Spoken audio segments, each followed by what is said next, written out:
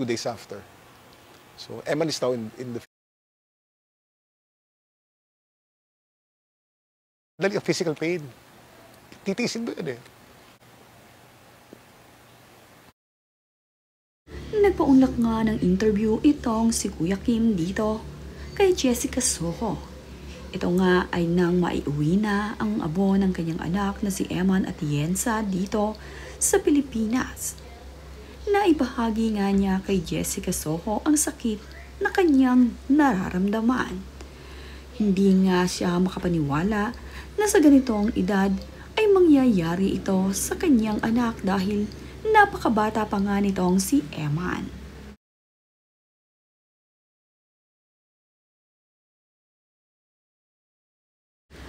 Ang asawa naman ni Kuya Kim na si Felicia ay nagbahagi din ng larawan na nandirito ng araw ang kanyang anak na si Eman sa Pilipinas.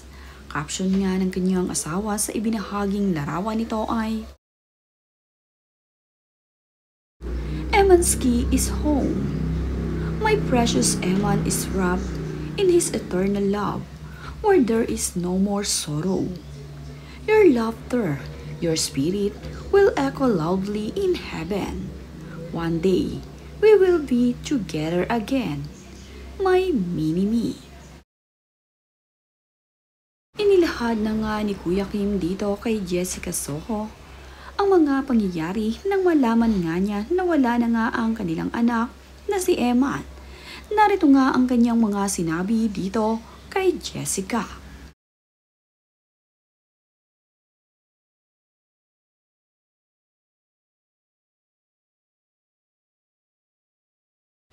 Two days before that, we knew that there was a problem. Eman texted her mommy. Sabi niya, Mom, I'm in an emergency right now. But worry not. There's no self-harm. I need to go to a therapy center. We tried calling her. Hindi sumasagot.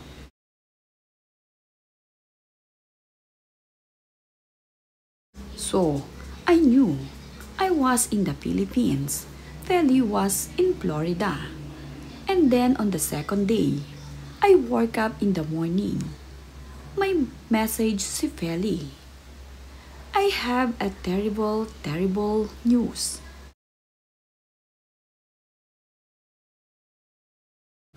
So I knew already. Napaluhod ako. Nanlambot ang tuhod ko. Sabi ko, Lord, ito na. So I called Feli, and Feli said, Eman's gone.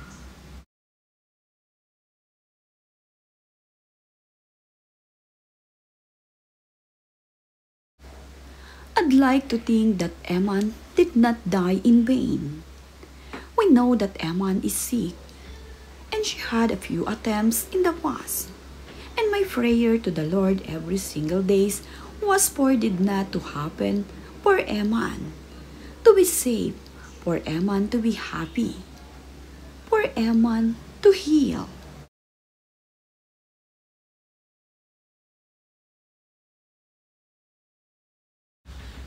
Madali ang physical pain. Titiisin mo yan eh. Pero, mamatayan ka ng anak. Masakit. Hindi alam saan ang gagaling yung sakit.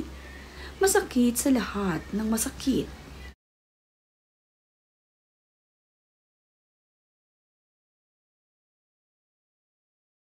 Pati nga itong si Jessica Soho ay naging emotional na malaman na ang kwento ni Kuya Kim kung paano nga ba niya nalaman na wala na ang kanilang pinakamamahal na si Eman. Ayon nga dito kay Jessica ay, I don't know what to say. I don't know what to say, Kim.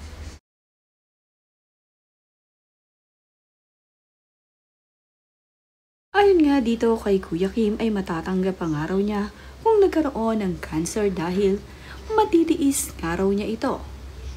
Pero ang mawalan nga ng isang anak ay ang pinakamasakit sa lahat nga raw ng masakit. Nabanggit naman nga ni Kuya kung kailan niya bubuksan para sa ilang pamilya at mga kaibigan ang wake ni Eman at Yensa. Narito nga ang detalyeng ibinigay ni Kuya Kim sa kanyang social media. The wake will be on November 3 and 4, 2025 from 12 p.m. to 10 p.m. sa The Chapel of Memorial Heritage Park,